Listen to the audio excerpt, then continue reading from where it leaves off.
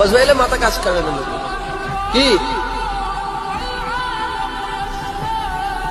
বর্তমান ফুরফুরা শরীফে আউলাদেরা সবাই দাদা পীরের সিলসিলার খিদমত করে, কিন্তু আমার বড় ভাইজান হুজুর তিনি সিলসিলার একনিষ্ঠ কাজ করে যাচ্ছেন। আপনারা সব সাথে আছেন তো নাকি?